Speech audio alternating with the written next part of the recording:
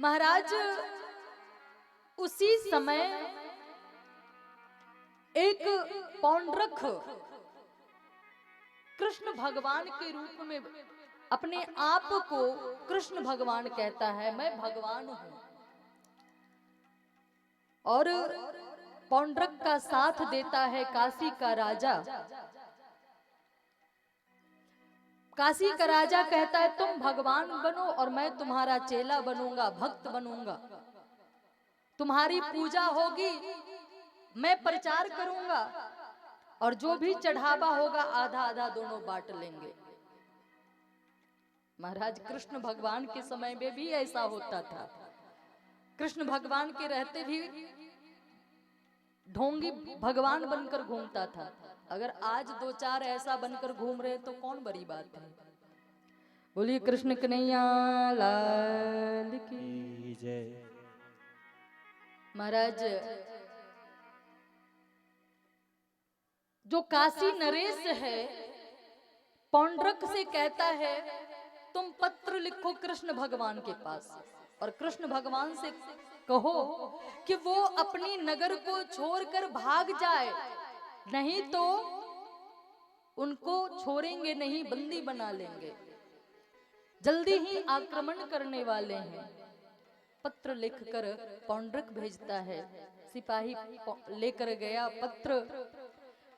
कृष्ण भगवान के दूत पत्र बांचने लगे, बांचते बांचते बहुत तेज हंसते हैं। महाराज कृष्ण भगवान कहते हैं लाओ दो। कृष्ण भगवान खुद पढ़ते हैं, हंसी आ गई। सिपाही से कहते हैं जाओ अपने राजा से कहना उन्हें आने की, आक्रमण करने की जरूरत नहीं, मैं ही उनका दर्शन करने के लिए स्वयं आ रहा हूं। और जैसे ही कृष्ण भगवान आए महाराज पौंड्रक की हालत खराब हो गई।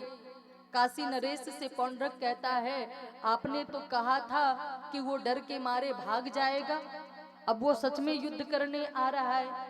बोले अरे भगवान बनना कोई आसान थोड़ा ही है, थोड़ा बहुत तो खतरा लेना ही पड़ता है, तुम डरते क्यों हो, मैं भी तो तुम्हारे साथ हूँ, डरो मत, हम लोग युद्ध करेंगे। पौंड्रक का उद्धार हुआ, साथ ही साथ काशी नरेश का भी उद्धार होता है। बोलिए कृष्ण कन्हैया लाल की। इधर सांब जो कृष्ण भगवान के पुत्र हैं, सांब जी को दुर्योधन की पुत्री पसंद आ गई जिसका नाम लक्ष्मणा है, और दुर्योधन की पुत्री को हरण करके ले आए। सांब को बंदी गृह में डाल दिया, बंदी बना लिया।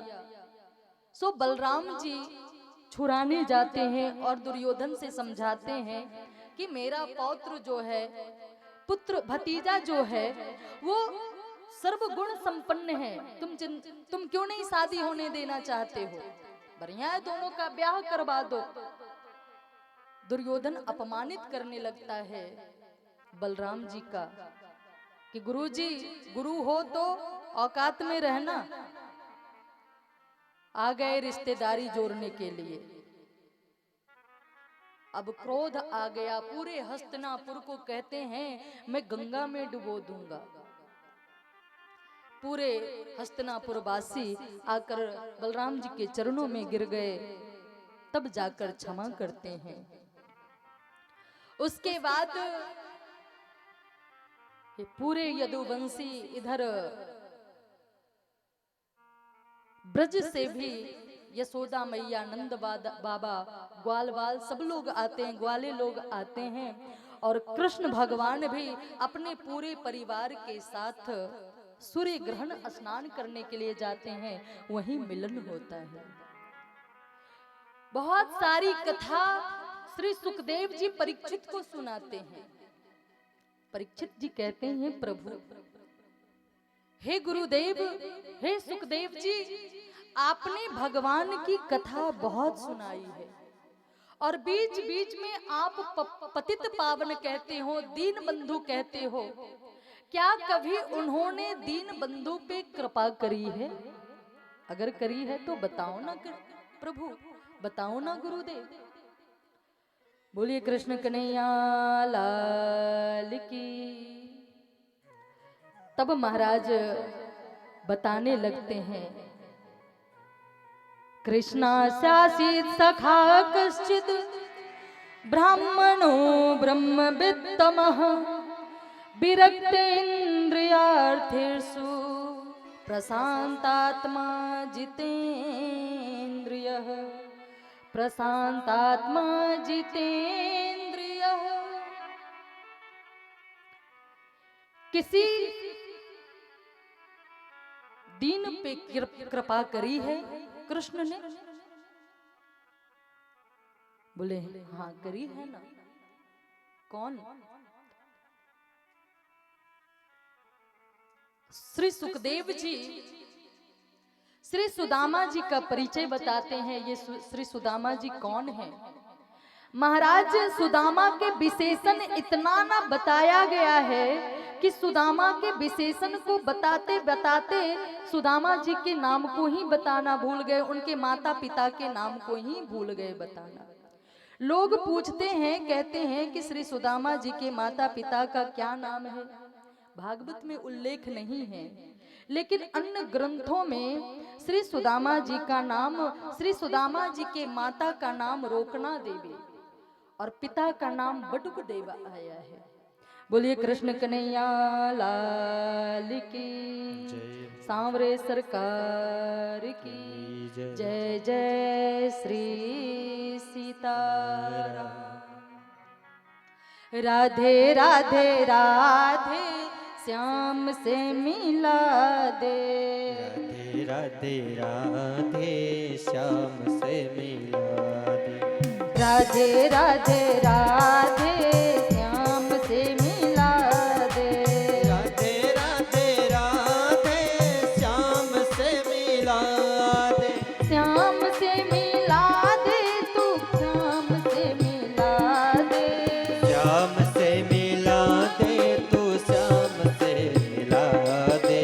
श्याम से मिला दे तू, श्याम से मिला दे। श्याम से मिला दे तू, श्याम से मिला दे। राधे राधे राधे श्याम से मिला दे। राधे राधे राधे तू श्याम से मिला दे। राधे राधे राधे श्याम से मिला दे। राधे राधे राधे तू श्याम से मिला दे। श्याम से मिला दे तू, श्याम से मिला दे। श्याम से मिला दे तू श्याम से मिला दे। श्याम से मिला दे तू, श्याम से मिला दे। से मिला दे तो श्याम से मिला दे।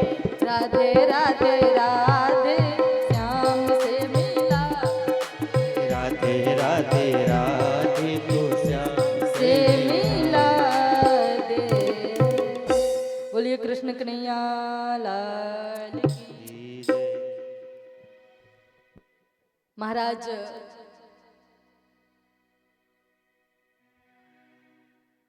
श्री सुखदेव जी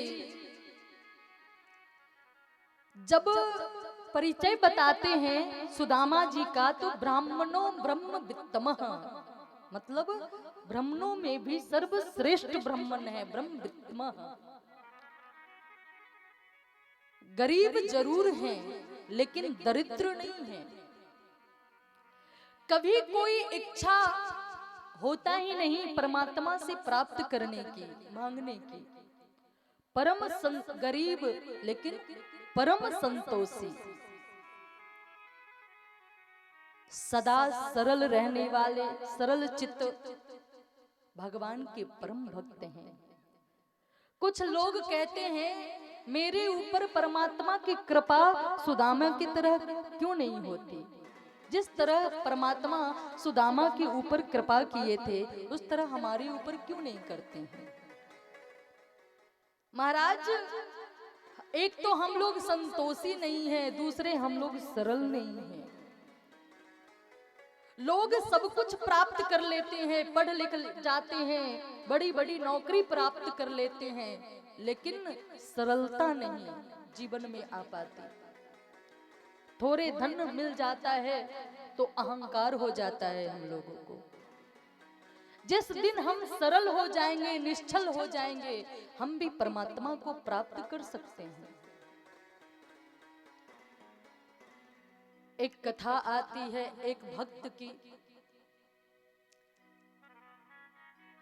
ये भक्त जी भोजन भट्ट थे, बहुत खाते थे और बहुत खा ले तो कोई काम ना कर पाए, खाकर लुढ़क जाए।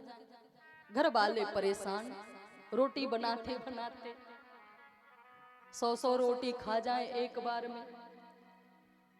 अब घर वाले बहुत परेशान, भगा दिए घर से, जाओ काम का ना काज का, दुश्मन अनाज का, बैठकर बस खाने का ही काम है तुम्हारा।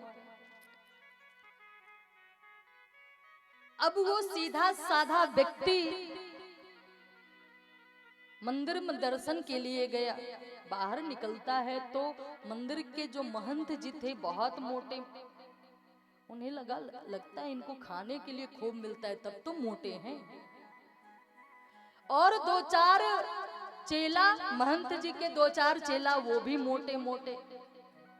बोलिए कृष्ण कन्हैया लाल की। उन्हें लगा कि यहाँ खाने पीने की व्यवस्था अच्छी है, तब तो देखो ये लोग इतने मोटे हैं। महंत जी से आकर कहते हैं मैं भी यहाँ रह सकता हूँ, रुक सकता हूँ? बोले हाँ हाँ रुको। भोजन मिलेगा? बोले हाँ खूब मिलेगा। बोले महाराज कितने टाइम भोजन मिलेगा? बोले 3 पंगत में भोजन मिलता है, 3 टाइम भोजन मिलेगा। अच्छा कितनी पंगत होती है? 3 पंगत। मैं तीनों में बैठा रहूं तो? बोले हाँ जितना मन है खाओ। खूब खाए। एक दिन एकादशी आई, आज भी एकादशी है, वैष्णवी एकादशी। बोलिए कृष्ण कन्हैया लाल की जय।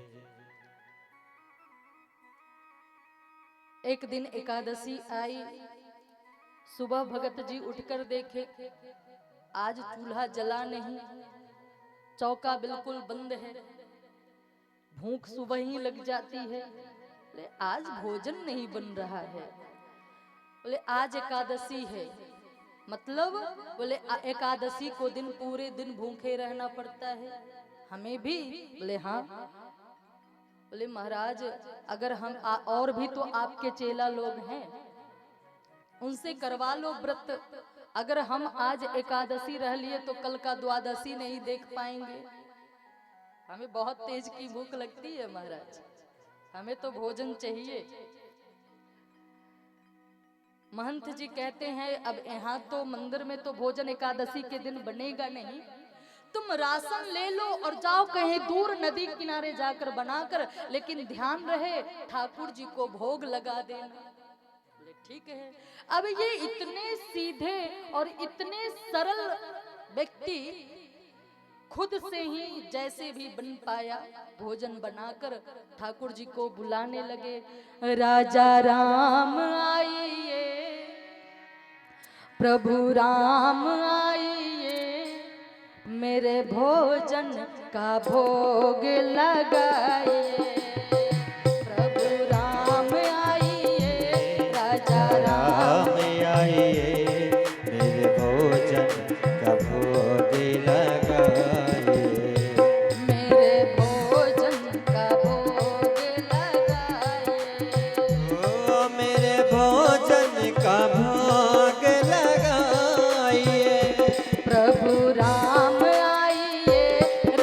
राम आइए, मेरे भोजन का भोग लगाइए। मेरे भोजन का भोग लगाइए।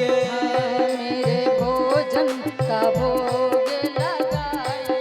ओ मेरे भोजन का भोग लगाइए। प्रभु राम आइए, राजा राम आइए, मेरे भोजन का भोग लगाइए। भगवान को बुलाने लगे, भगवान नहीं प्रकट हुए।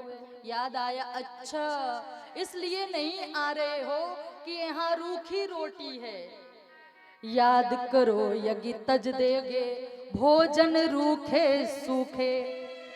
एकादशी आज मंदिर में बैठे रहोगे भूखे। राजा राम आइए, प्रभु राम आइए, मेरे भोजन का भोग लगाइए।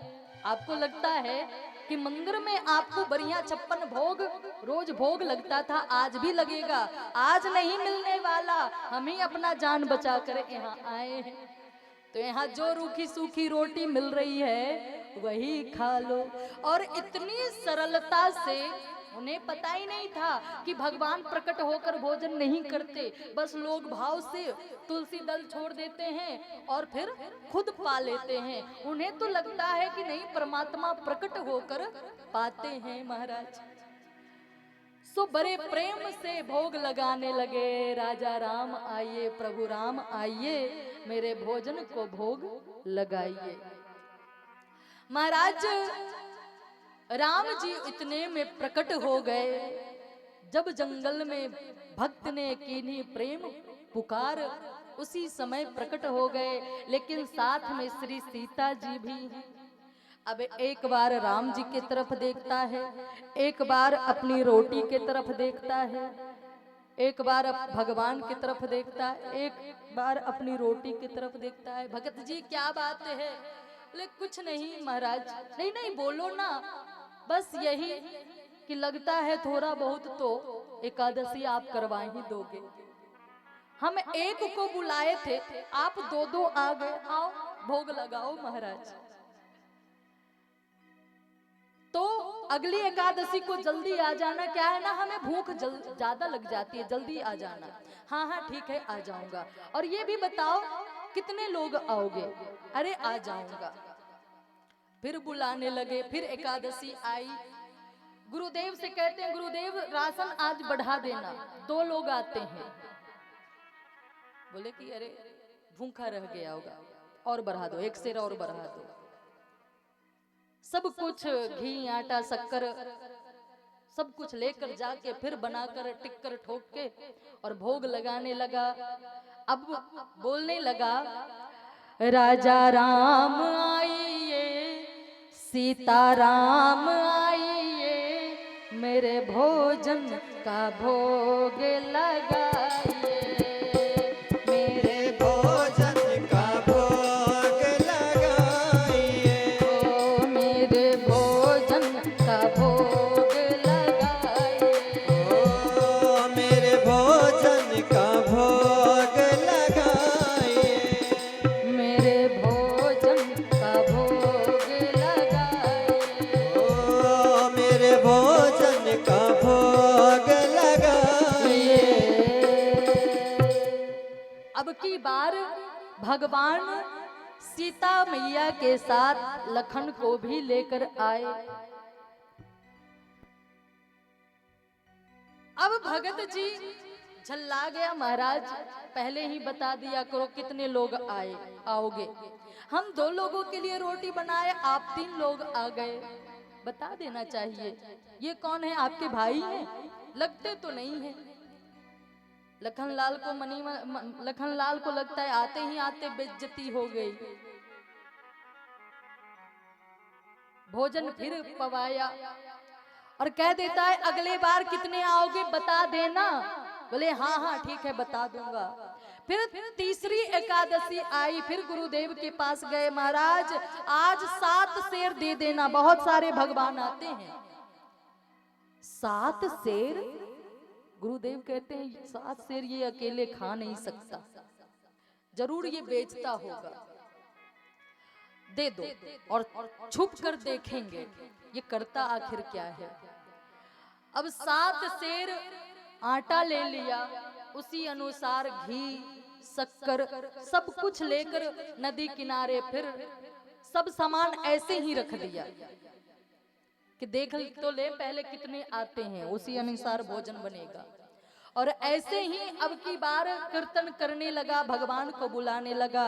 प्रभु राम आइए, सीता राम आइए, लक्ष्मण राम आइए, मेरे भोजन का भोग लगाइए, मेरे भोजन का भोग लगाइए, हाँ, मेरे भोजन का भोग लगाइए।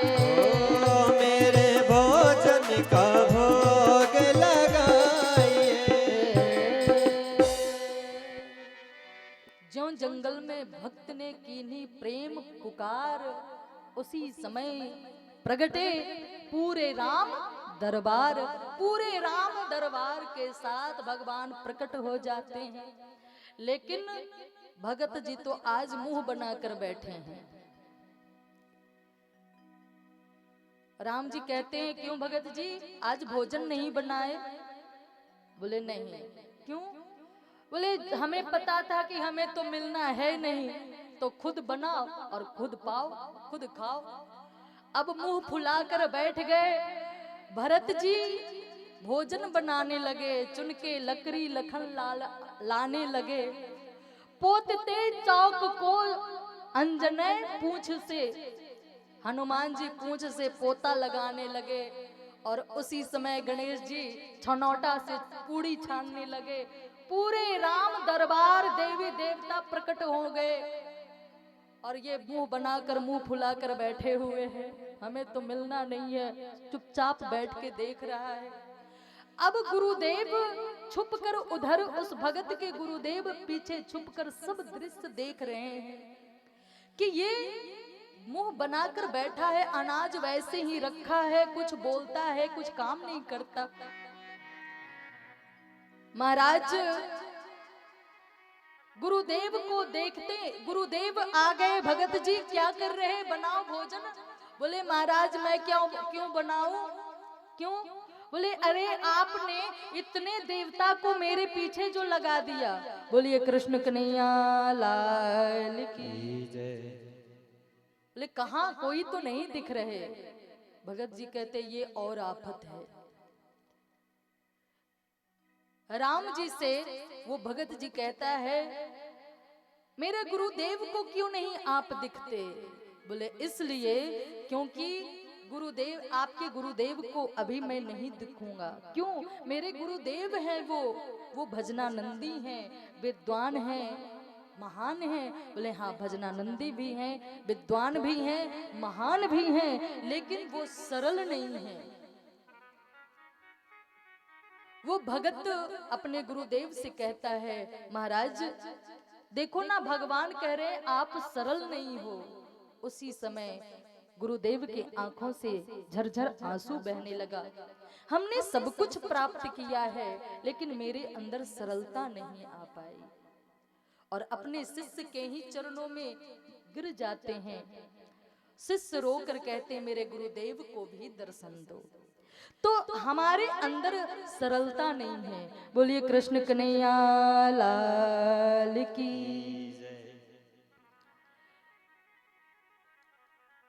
लेकिन श्री सुदामा जी परम गरीब, परम संतोषी, भक्त सदा निष्कामा, परमात्मा के चरणों में अनन्य प्रीति रखने वाले। और भगवान एक बार जब सबरी मैया को उपदेश दे रहे हैं, तो सबरी मैया से कहते हैं कि हे देवी, सात मसम मोहि मैं जग देखा, मोते संत अधिक कर लेखा। राम सिया राम सिया राम जय जय राम। राम सिया राम सिया राम जय जय राम। हो सात मसम मोहि मैं जग देखा, मोते संत अधिक कर लेखा।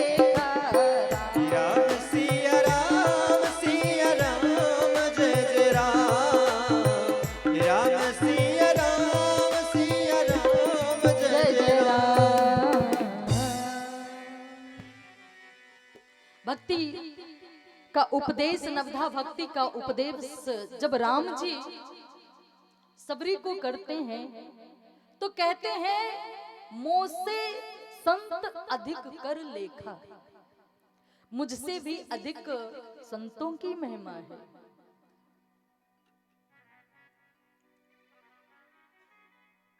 श्री लक्ष्मी जी विष्णु भगवान से पूछती हैं कि आपसे भी अधिक श्रेष्ठ कौन है, तभी विष्णु भगवान बताते हैं कि मुझसे भी अधिक श्रेष्ठ संत हैं, हमारे भक्त हैं। मैं जो मेरा अपराध एक बार करता है क्षमा कर देता हूँ, लेकिन मेरे भक्तों को जो एक बार भक्तों का अपराध करता है मैं उसे क्षमा नहीं कर पाता। श्री लक्ष्मी जी कहती हैं तब तो संत हमारे जेठ हुए ना, क्योंकि आपसे भी अधिक मोह से अधिक संत कर लेखा, आपसे भी अधिक महिमा संत की है, तो वो तो मेरे जेठ हुए। और संतों को देखकर मैं घूंघट लगा लूंगी, मैं संतों के पास ब्राह्मणों के पास कभी नहीं जाऊंगी। इसलिए सदा से भी जब भी किसी शास्त्र में ब्राह्मण की जीवनी आती है, ब्राह्मण का उल्लेख आता है, तो उसके पीछे गरीबी की चर्चा जरूर आती है। महाराज, ब्राह्मणों के पास लक्ष्मी नहीं आती।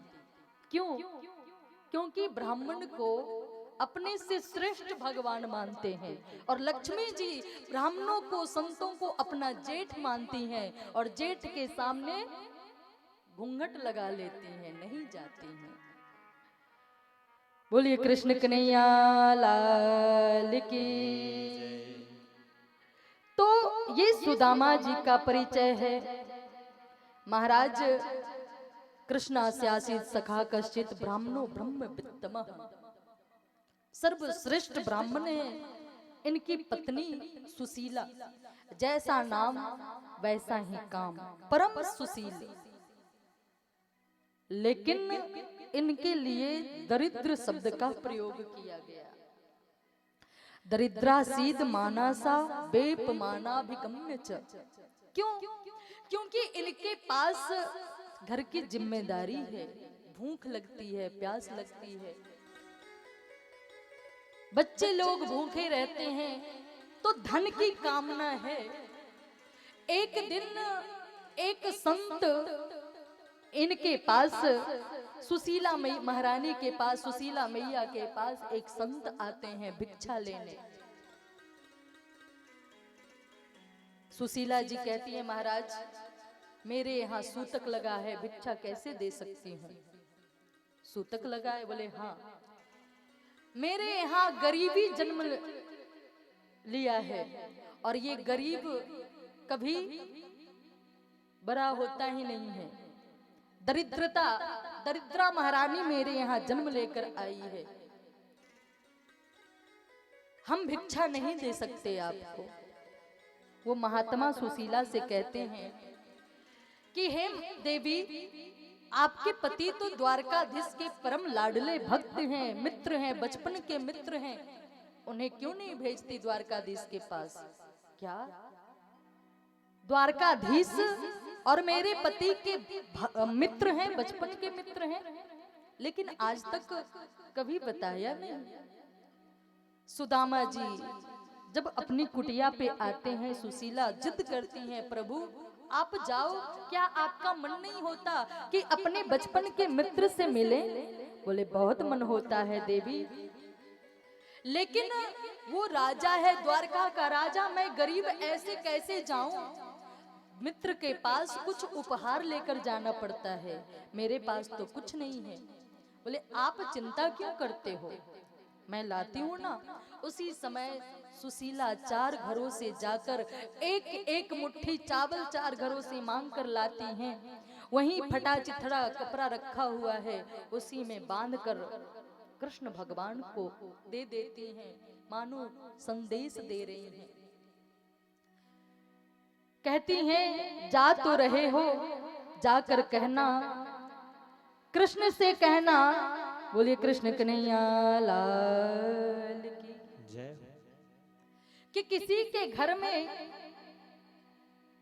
एक मास दोई पाख में एक एकादशी होय, सो प्रभु दीन दयाल ने नित प्रतिदिन ही मोय। मेरे घर में तो रोज एकादशी होती है। बच्चे भूख के मारे रोते हैं, मुझसे कहते हैं माँ भोजन दो।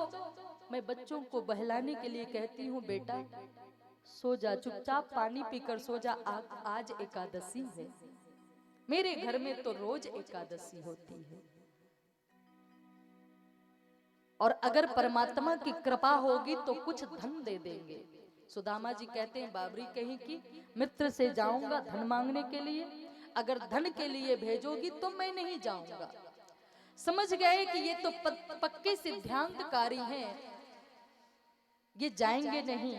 बोले नहीं नहीं, अरे मैं तो ऐसे ही बोल रहा हूं, आप तो बस जाओ और मिल आओ। श्री सुदामा जी द्वारका के लिए प्रस्थान करते हैं। दूर नगरी, बड़ी दूर नगरी, हाँ दूर नगरी, बड़ी दूर नगरी, दूर नगरी, बड़ी दूर नगरी, दूर नगरी, बड़ी दूर नगरी, दूर नगरी, बड़ी दूर नगरी, दूर नगरी, बड़ी दूर नगरी।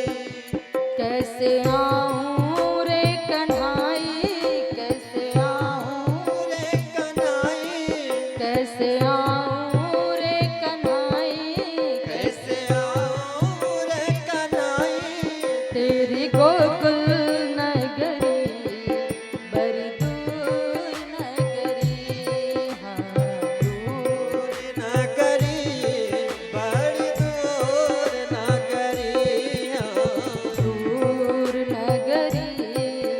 बड़ी दूर नगरी, दूर नगरी, बड़ी दूर नगरी, दूर नगरी, बड़ी दूर नगरी।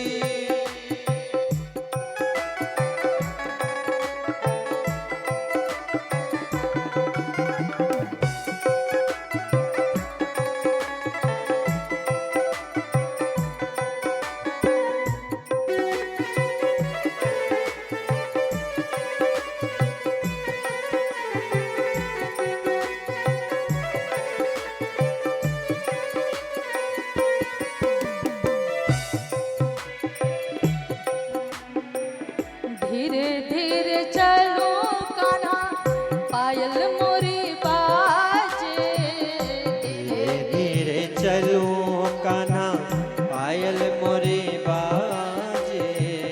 धीरे धीरे चलो कान्हा, पायल मोरी बाजे, धीरे धीरे चलूं कान्हा, पायल मोरी बाजे। पायल मोरी बाजे कान्हा, पायल मोरी बाजे, पायल मोरी बाजे कान्हा, पायल मोरी बाजे। दूर चलो तो कान्हा, पायल मोरी बाजे, दूर चलूं तो कान्हा, पायल मोरी बाजे। झटक चलो तो कान्हा, झटके चलूं तो कान्हा, झटक चलो तो छलक जाए गगरी, बड़ी दूर नगरी, दूर नगरी, बड़ी दूर नगरी, दूर नगरी, बड़ी दूर नगरी।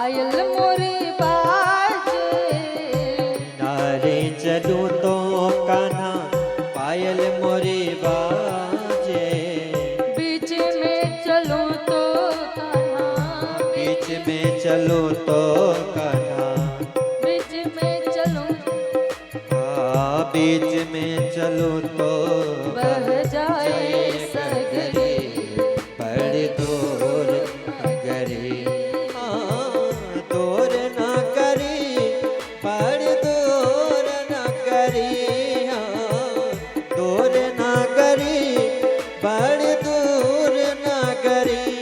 कैसे आऊं रे कन्हाई, कैसे आऊं, रे कन्हाई, कैसे आऊं रे कन्हाई, कैसे आऊं रे कन्हाई, तोरी गोकुल नगरी, बड़ी दूर नगरी, दूर नगरी, बड़ी दूर नगरी, दूर नगरी, बड़ी दूर नगरी, दूर नगरी, बड़ी दूर नगरी।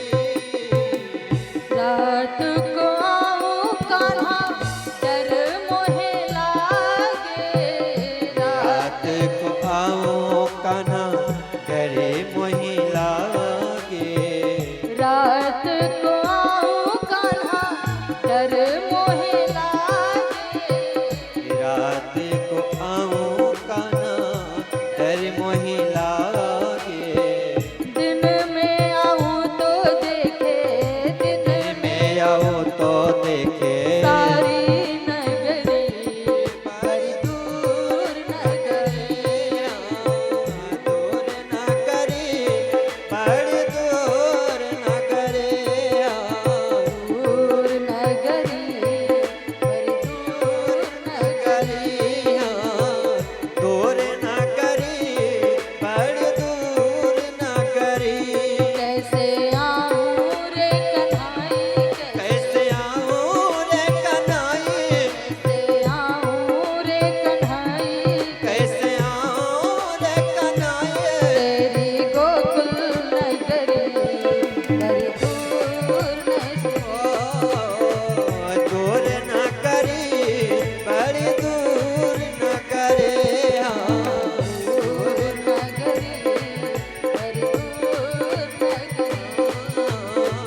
दूर नगरी, बड़ी दूर नगरी, दूर नगरी, बड़ी दूर नगरी, बड़ी दूर नगरी। बोलिए कृष्ण कन्हैया लाल की जय। भक्त सुदामा महाराज की जय।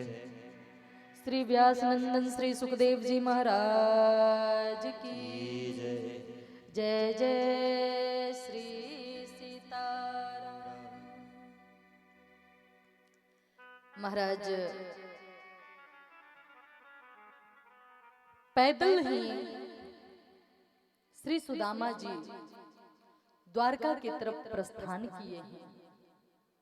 चलते चलते चलते चलते थक कर एक वृक्ष के नीचे सो गए और सोते सोते में कृष्ण भगवान श्री सुदामा जी को द्वारका नगरी लाकर छोड़ देते हैं।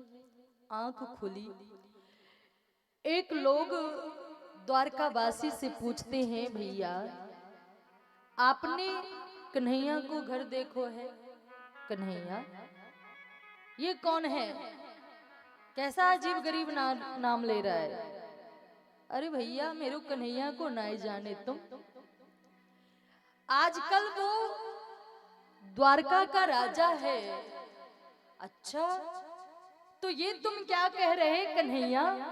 अरे ऐसे उनका नाम नहीं, उनका नाम बहुत सम्मान के साथ बहुत सारे विशेषण लगा कर लिया जाता है। तुम ये क्या कह रहे हो कन्हैया? चक्र चूड़ामणि चक्रवर्ती सम्राट महाराज राजा, उसके बाद श्री द्वारकाधीश श्री कृष्णचंद्र जी महाराज कहा जाता है। हे भगवान मेरो कन्हैया को इतनो लंबो चौरो नाम हो गए, हमारी तो जीभ ही पलटी खा जाएगी बोलने में। हाँ मही भैया, वही तुम्हारे राजा का महल कौन सा है? इशारा करते हुए राजमहल की तरफ बता दिया। महाराज कहते हैं श्री रुक्मणी जी के महल की तरफ श्री सुदामा जी जाते हैं।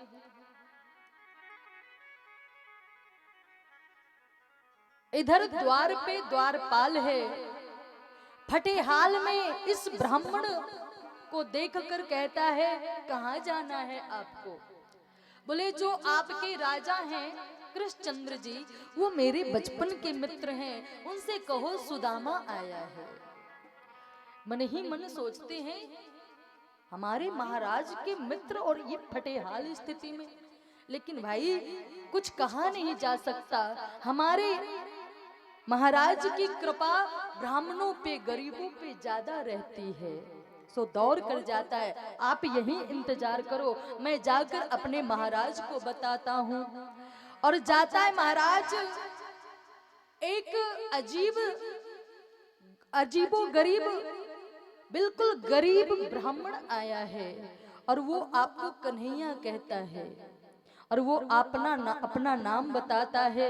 कैसा है वो बताओ जल्दी से, कृष्ण भगवान पूछते हैं। द्वारपाल कहता है शीस पगन झगातन पे प्रभु, जाने को आही बसो के ही ग्रामा। शीस पगन झगातन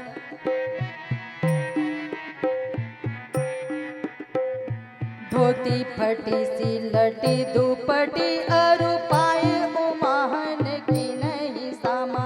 धोती फटी सी लटी दुपटी और पाय उपाहन की नहीं सामा। धोती फटी सी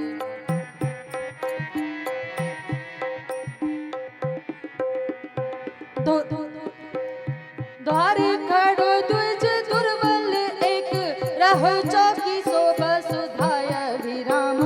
पूछत दीन दयाल को धाम, बतावत आपनो नाम सुदामा। बतावत आपनो नाम सुदामा, बतावत आपनो नाम सुदामा। महाराज शीस पगा न झगा तन पे, ना माथे पे पगड़ी है, ना शरीर पे कोई वस्त्र है, ना पैर में कोई जूता चप्पल। बहुत ही गरीब दुबला पतला फटा चिथड़ा पहने हुए, और वो आपका मित्र और बचपन का मित्र कहता है, अपना नाम सुदामा बताता है। जैसे ही कृष्ण भगवान ने सुना सुदामा, मेरा सुदामा आया है, मेरा सुदामा आया है, द्वार के तरफ दौड़ पड़े। पीछे पीछे सारे जितने भी उनके परिकर हैं, कृष्ण भगवान के पीछे पीछे दौड़ पड़े। कहीं पे अंग वस्त्र गिरे हैं, कहीं पे जूता खुल गया है। मेरा सुदामा आया है, सुदामा आया है, हृदय से लगा लिए और लेकर आते हैं, अपने सिंहासन पे बिठाते हैं। बार बार मना करते, नहीं नहीं मैं नहीं बैठूंगा। कृष्ण भगवान जबरदस्ती बैठाते हैं। बता मेरे यार सुदामा रे, घणे दिना पे आए। बता मेरे यार सुदामा रे, घणे दिना में आया। बता मेरे यार सुदामा रे, घणे दिना में आया। बता मेरे यार सुदामा रे, भाई घणे दिना में आया। जय हो।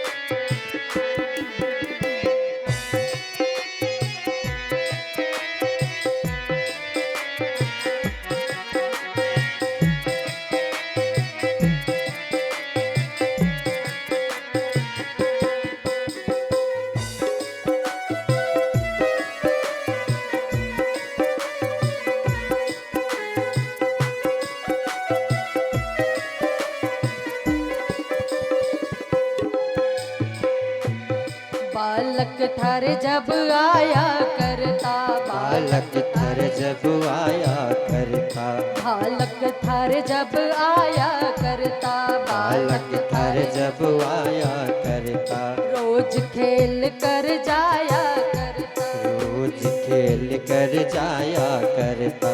हुई तकरार सुदामा रे, बैगण बिना में आया पता मेरे यार सुदामा रे, भाई घर दिना में आया, मेरे यार सुदामा रे, भाई घर दिना में आया।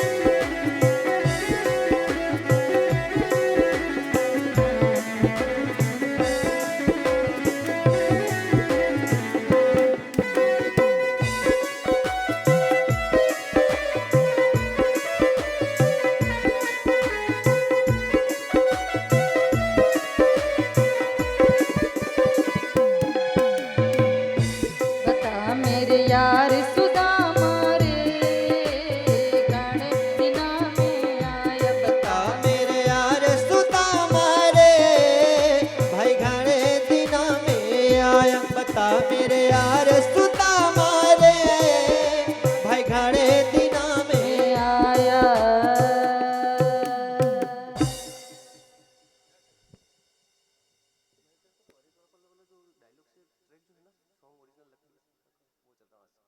नहीं वो सब मत करो, नहीं नाटक थोड़ी है। बोलिए कृष्ण कन्हैया लाल की, सांवरे सरकार की जय जय श्री सीताराम। महाराज कृष्ण भगवान श्री सुदामा जी को ले जाकर अपने सिंहासन पे बिठाते हैं। सुकोमल सुंदर सिंहासन पे कृष्ण भगवान श्री सुदामा जी को बिठाते हैं।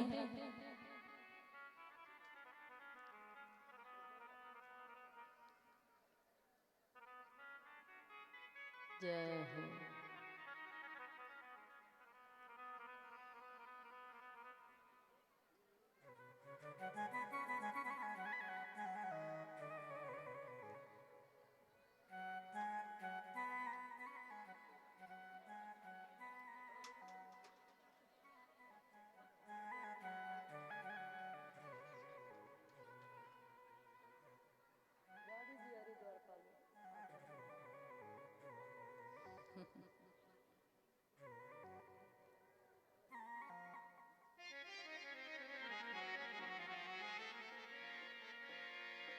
श्रद्धे श्रद्धे।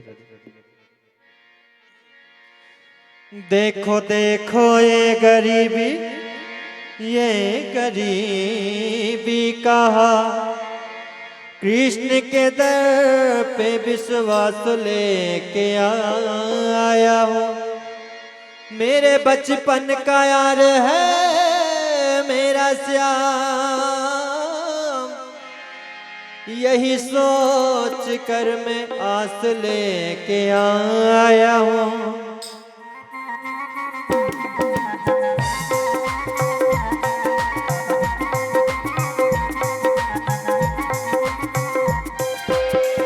अरे द्वारपालो कन्हैया से कह दो, अरे द्वारपालो कन्हैया से कह दो, इधर पे सुदामा गरीब आ गया है, इधर पे सुदामा गरीब आ गया है।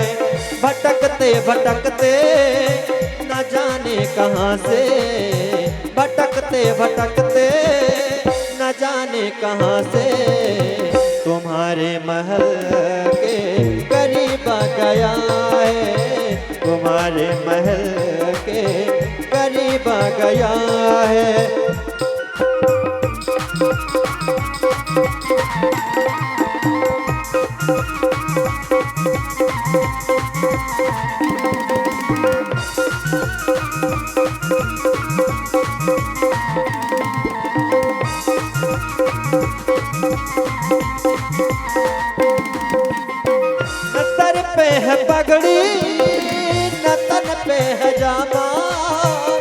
बता दो कन्हैया को नाम है सुदामा वो, बता दो कन्हैया से नाम है सुदामा। न सर पे है पगड़ी न तन पे है जामा, बता दो कन्हैया को नाम है सुदामा हो। न सर पे है पगड़ी न तन पे है जामा, बता दो कन्हैया को नाम है सुदामा वो, बता दो कन्हैया को नाम है सुदामा। एक बार मोहन से जा करके कह दो, एक बार मोहन से जा करके कह दो, मिले ने सखा बद नसीबा गया है, मिलने सखा बद नसीबा गया है।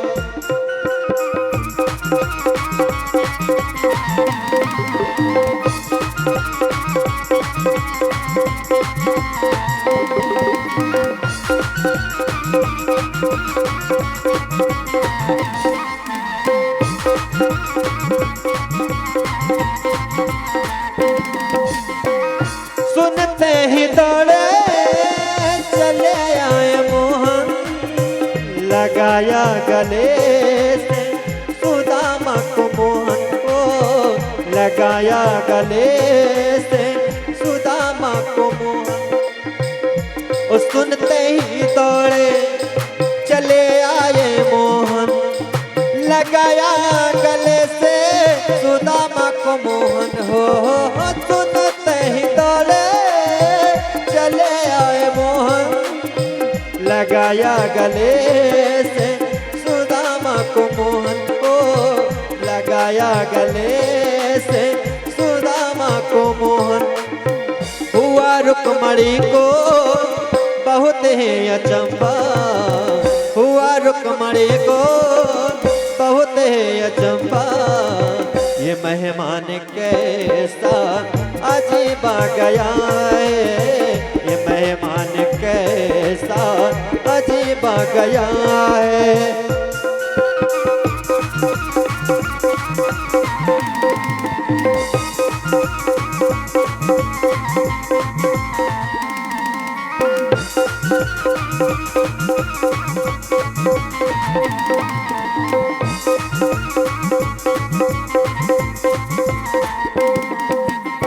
बराबर में अपने सुदामा बिठाए, चरण आसवो से श्याम ने धुलाए वो, चरण आसवो से श्याम ने धुलाए।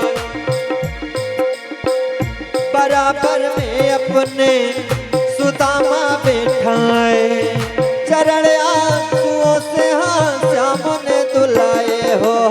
बराबर में अपने सुदामा बिठाए, चरण आंसुओं से श्याम ने धुलाए वो, चरण आंसुओं से श्याम ने धुलाए।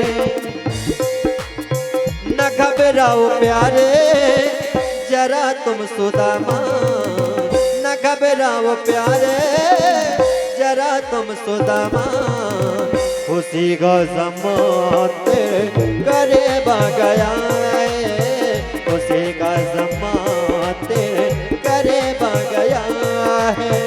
अरे द्वार पालो कन्हैया से कह दो, अरे द्वार पालो कन्हैया से कह दो, कि मिलने सुदामा करे गया है, कि मिलने सुदामा गरीबा गया है, कि मिलने सुदामा गरीबा गया है, कि मिलने सुदामा गरीबा गया है, कि मिलने सुदामा गरीबा गया।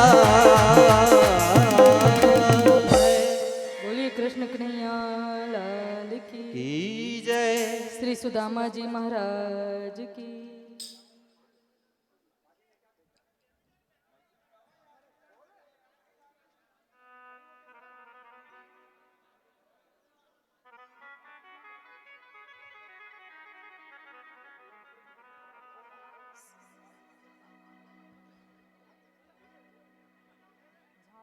के चक्कर में पूरी कथा में चौपट।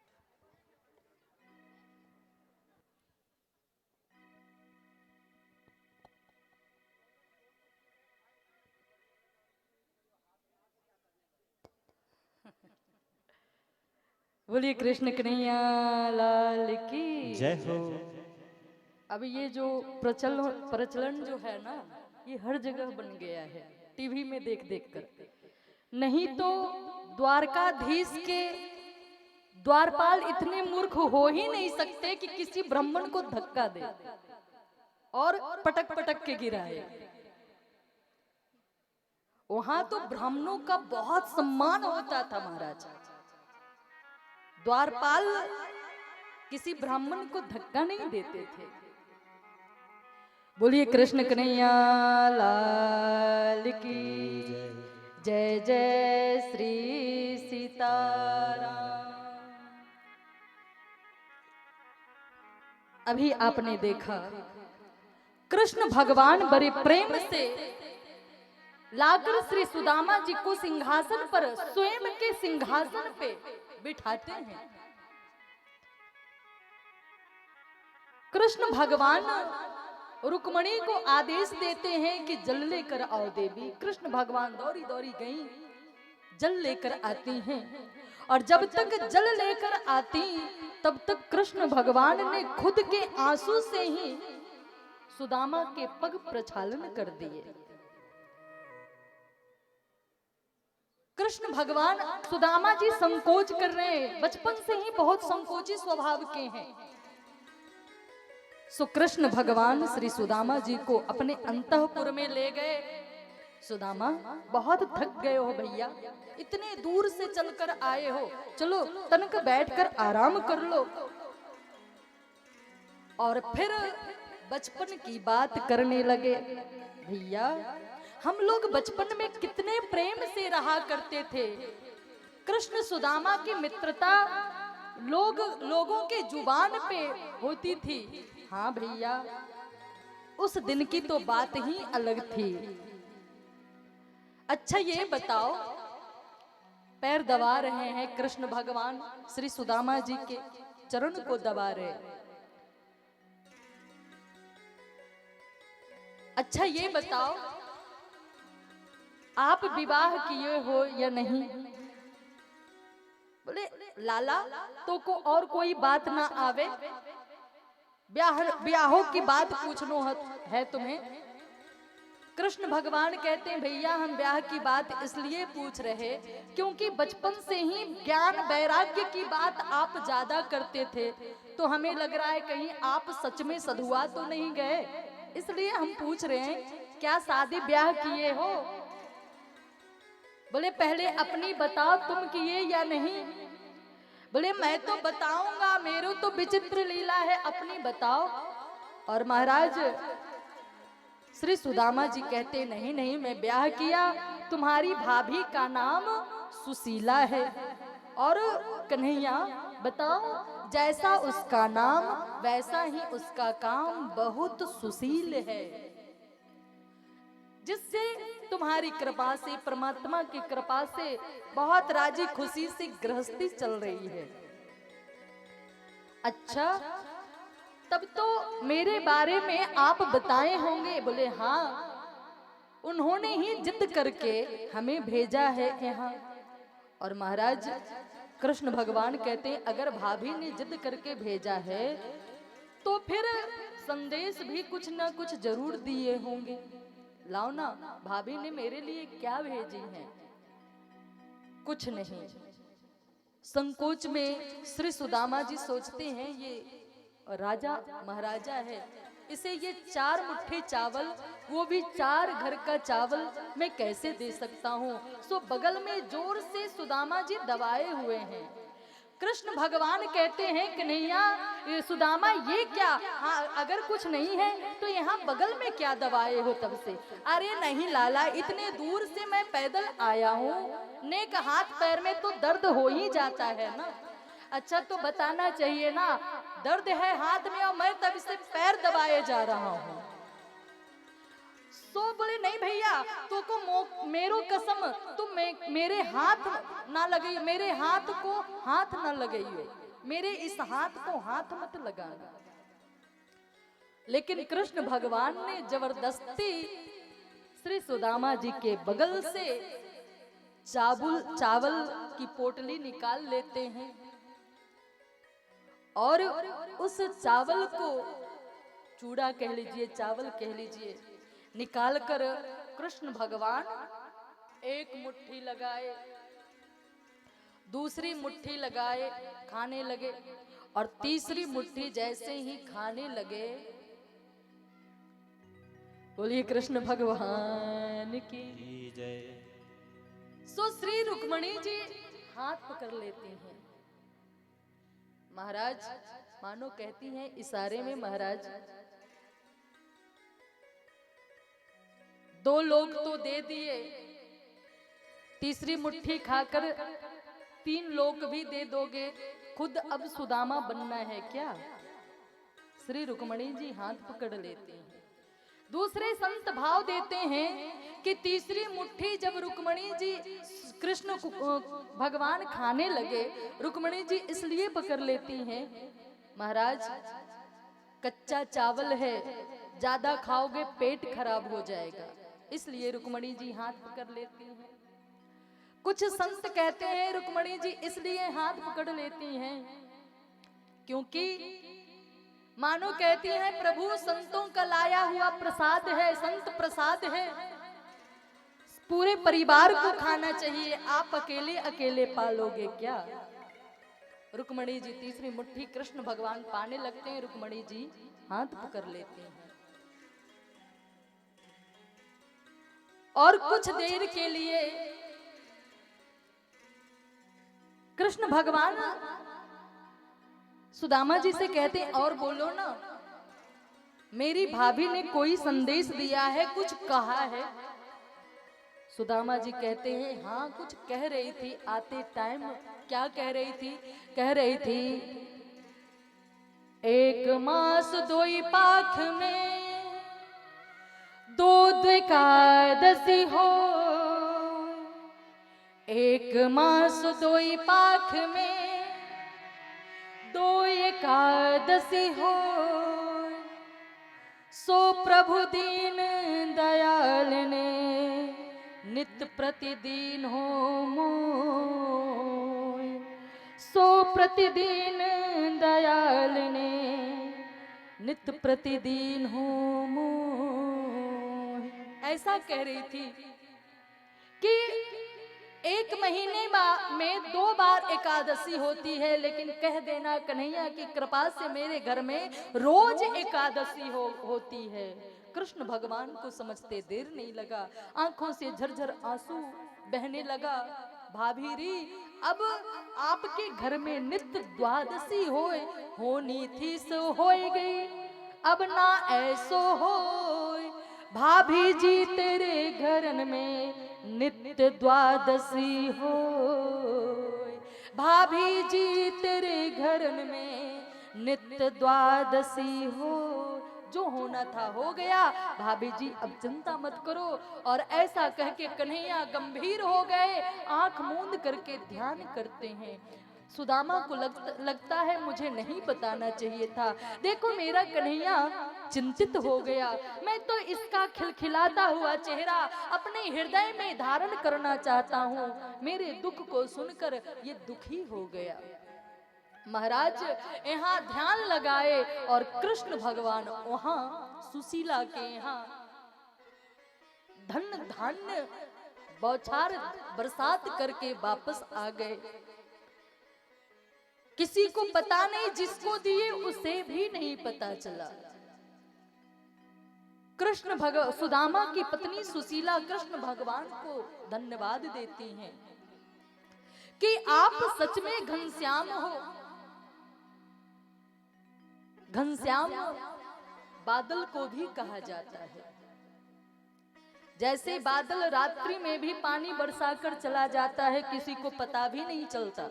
अगर बताना रहता कि देखो मैं पृथ्वी पे वर्षा करना हो तो सिर्फ दिन में ही बारिश होती, रात्रि को नहीं। हे कन्हैया आप सच में घनश्याम हो। और महाराज कभी भी दान करके अपने नाम बताना नहीं चाहिए। गुप्त दान सदा कल्याण। जो बताकर दान देता है उसका पुण्य तो यही बस कृति कमाने में ही, नाम कमाने में ही समाप्त हो जाता है। लेकिन जो गुप्त दान देता है, गुप्त रूप से उसका दान परमात्मा के यहाँ चला जाता है और परमात्मा की कृपा उसके ऊपर गुप्त रूप से होती है। इसलिए कभी भी दान देकर अलाउंस नहीं करवाना चाहिए, नाम नहीं लिखवाना चाहिए। हम लोग क्या करते हैं, अगर मंदिर में एक पंखा भी दान करेंगे तो तीनों पंखियों पे, एक पे अपने दादाजी का नाम, एक पे परदादा का नाम, एक पे अपना नाम, 3 पीढ़ी को गोल गोल वहां घुमाते हैं।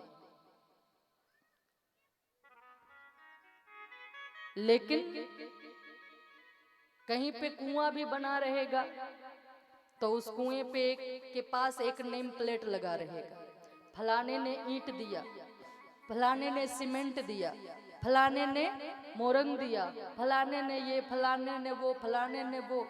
लेकिन जिसके लिए कुआं बना है, जल के लिए ही तो कुआं बनता है। कहीं नेम प्लेट पे लिखे हुए देखे हो आप लोग कि इस कुएं में जल परमात्मा ने दिया है? कहीं कोई लिखवाता है? नहीं। जबकि सब जानते हैं जल के बिना वो कुआं बेकार है। महाराज परमात्मा की कृपा से हमें सुंदर जल मिला है, स्वच्छ हवा मिली है। मुझे तूने मालिक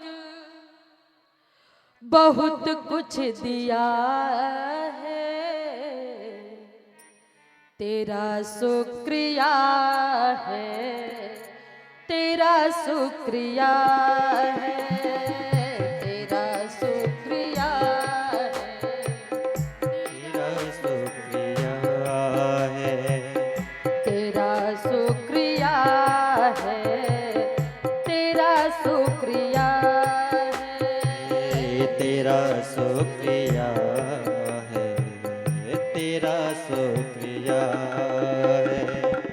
ना मिलती अगर दी हुई दात तेरी, ना मिलती करते हुई दारू तेरी, तो क्या थी जमाने में औकात मेरी, ओ तो क्या थी जमाने में औकात मेरी।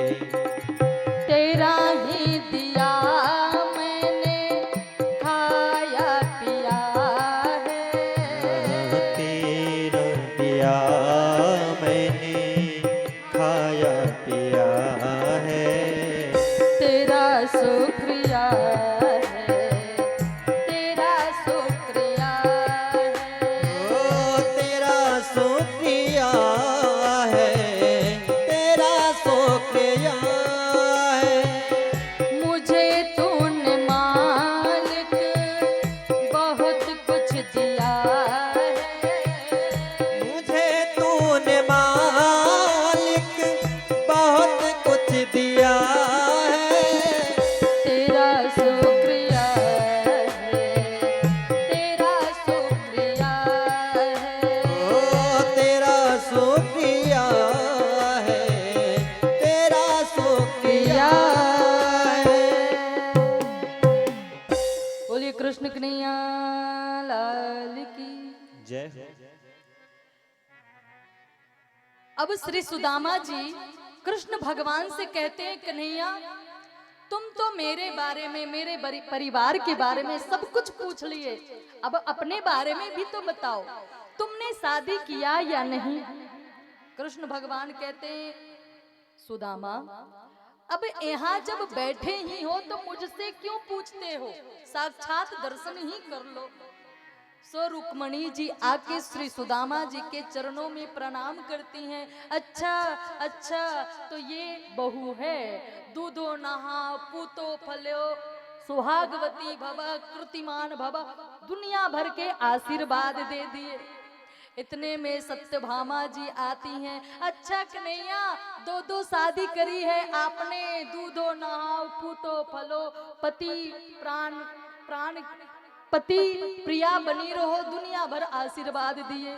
इतने में भी कालिंदी जी आ जाती हैं, उनको भी यही आशीर्वाद। कितनी है भैया? बोले मैं क्या बताऊं, गिनते जाओ।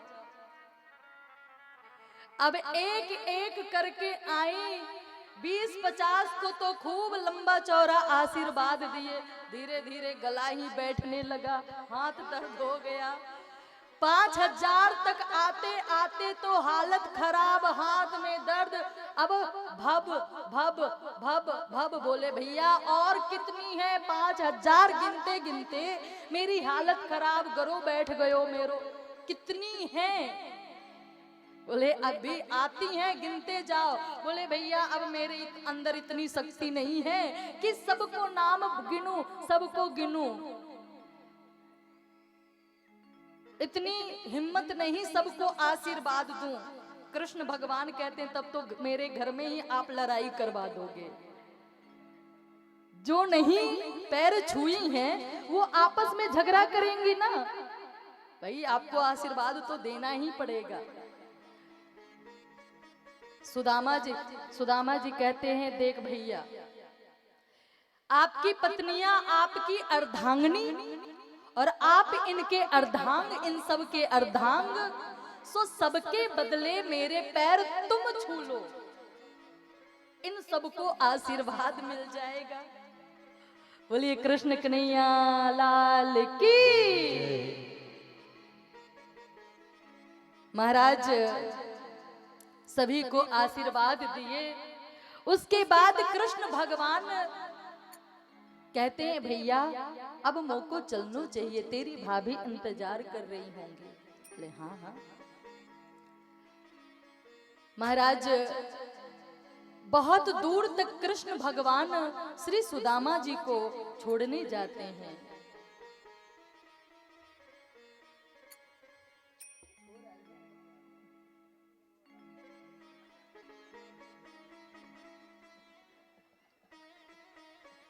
सुदामा जी कहते हैं अच्छा भैया अब मैं जाता हूं। कृष्ण भगवान कहते हैं हाँ भैया ठीक है। फिर रास्ते में रुक कर कहते अच्छा हाँ कन्हैया तेरे भाभी को कुछ कहना भी है, संदेश भी देना है। कृष्ण भगवान कहते हैं हाँ हाँ भाभी जी से मेरा प्रणाम कह दियो, राम राम कह दियो।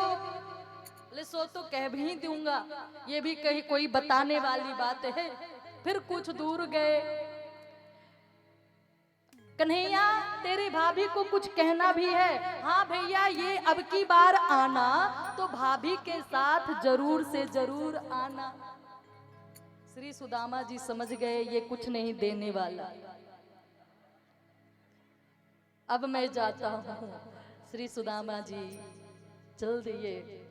मन में सोचते हुए जा रहे हैं मेरा कन्हैया बहुत समझदार है, हमें इसलिए नहीं दिया कोई धन, वो जानता है कि जिसके पास अधिक धन हो जाए उसकी बुद्धि खराब हो जाती है। वो भगवान का भजन नहीं करता, बस वो अपने धन की संभाल में ही लगा रहता है, रखने बटोरने में ही लगा रहता है। इसलिए कन्हैया ने कोई धन नहीं दिया। जो किया बहुत अच्छा किया। सोचते सोचते श्री सुदामा जी द्वारकापुरी पहुंचे। अपने कुटिया के पास पहुंचे, वहां तो ऊंची अटालिकाएं दिख रही है, बिल्कुल जैसे कृष्ण भगवान का राजमहल है वैसा। श्री सुदामा जी को लगता है कि क्या मैं कहीं ऐसा तो नहीं वापस द्वारका पहुंच गया। वहां श्री सुदामा जी महाराज की, श्री सुदामा जी महाराज की। ये सुदामा जी कौन है? लगता है कोई सेठ साहूकार या राजा है। यहाँ सुदामा जी का जयकारा, लेकिन रास्ता तो एकदम बिल्कुल वही है जहां मेरी कुटिया थी। दूर से देखते हैं तो एक दासी दौड़ कर गई सुशीला के पास, श्री सुदामा जी महाराज आ गए। सुशीला सुंदर थाली में आरती सजाकर स्वागत करने को जाती हैं श्री सुदामा जी का। आओ महाराज, दूर से देख रहे हैं सुदामा जी, ये कौन आ रही, ये स्त्री कौन आ रही है छम छम करती हुई। और सामने से आकर जब आरती उतारने लगी, सुदामा जी कहते, ए देवी कौन हो, दूर हटो दूर हटो, क्यों आरती कर रही हो मेरा। वाह महाराज, ऐसे क्या मिलने गए मित्र से, अपनी पत्नी को ही भूल गए। आवाज सुनते ही गौर से देखते हैं, सुशीला तेरे दो दो चुटीला, तुम्हारे तो रूप ही बदल गए। ये नए नए वस्त्र, सुंदर सी साड़ी, सोने की थारी, तेरे तो ठाठ ही नहीं, ये सब कहां से आ गए। अच्छा, तो आपको कुछ भी पता नहीं, आपके मित्र कृष्ण ने ही तो ये सब दिया है। अच्छा, कृष्ण का धन्यवाद करने लगे। वाह रे कन्हैया, इतना कुछ दे दिया और मुझे पता भी नहीं लगने दिया। लेकिन कहते हैं कि कृष्ण भगवान कभी भी उस राजमहल, श्री सुदामा जी कभी भी उस राजमहल में नहीं रहते हैं, बगल में एक छोटी सी कुटिया बनाकर उसी में रहते हैं। और सुशीला को कहते हैं, तुम्हें बहुत धन की इच्छा थी ना, अब सोने की थाली में खाओ, हीरे की चटनी खाओ, मोतियों के दाल बनाओ, जवारात के रोटी बनाओ, तुम्हें धन की बहुत इच्छा थी।